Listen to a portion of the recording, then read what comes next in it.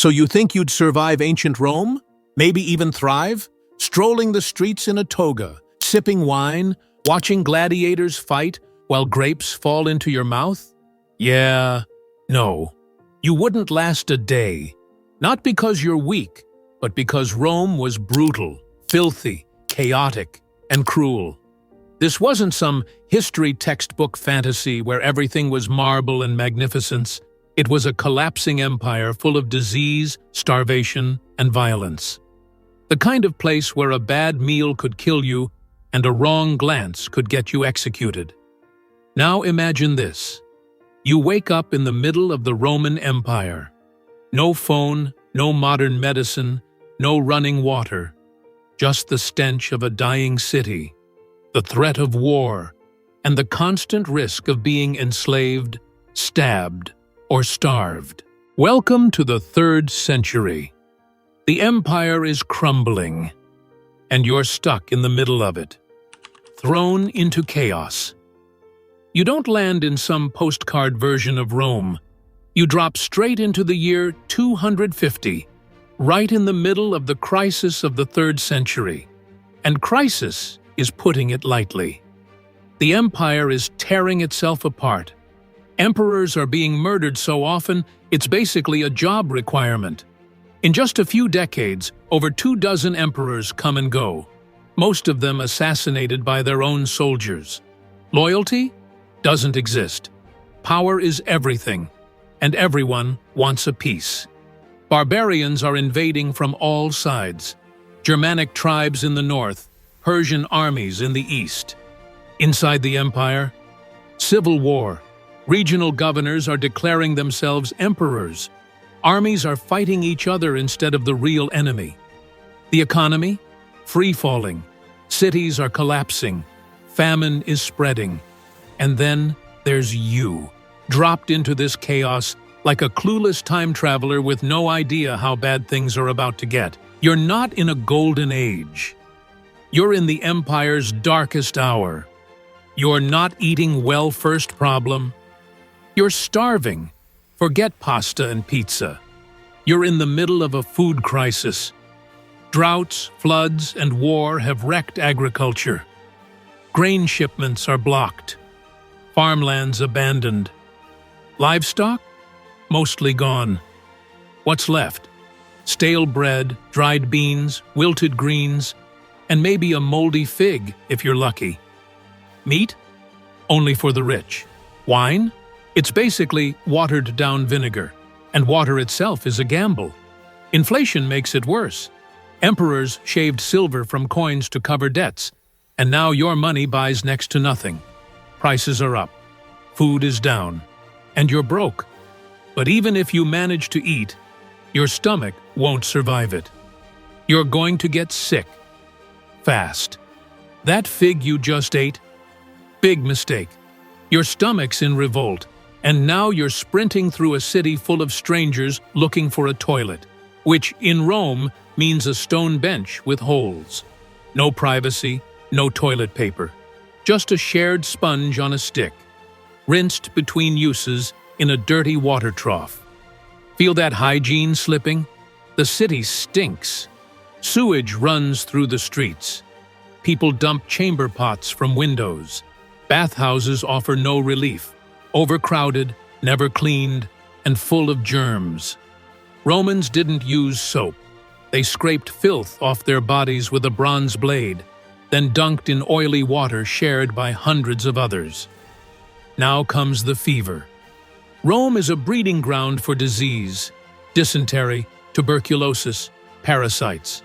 And then there's the plague of Cyprian, a mystery illness some say was Ebola or smallpox. It hit hard. Vomiting, blindness, rotting limbs, whole cities emptied. Alexandria lost over half its people.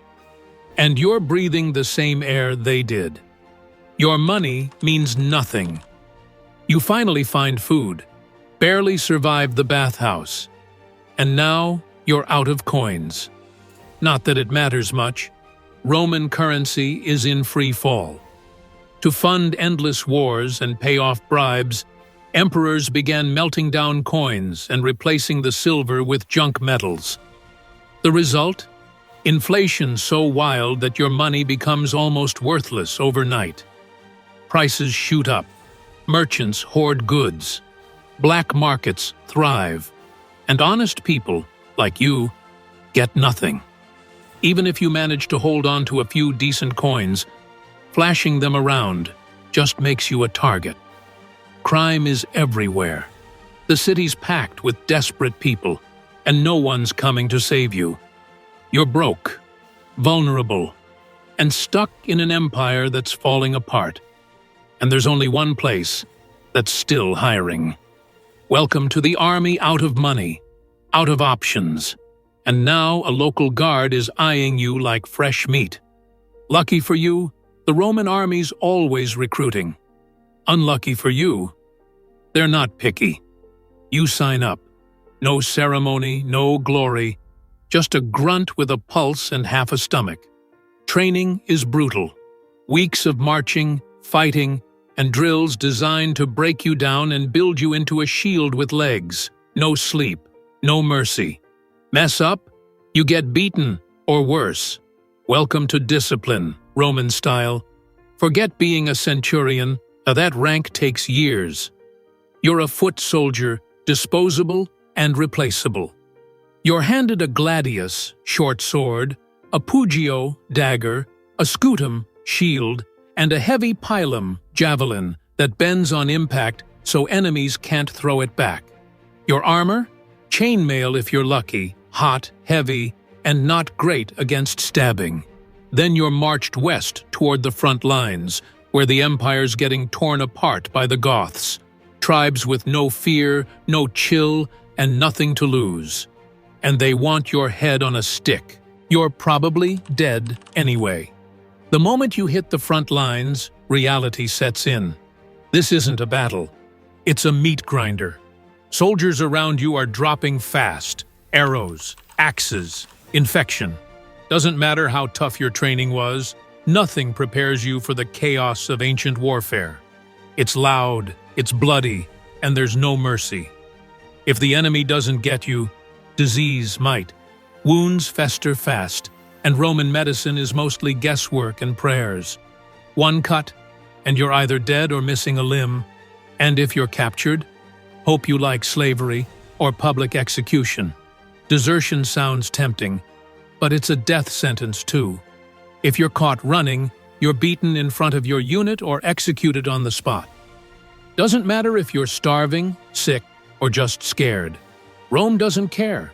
You fight, you bleed, you pray, and you realize this is still better than starving in the streets. You're still at the bottom.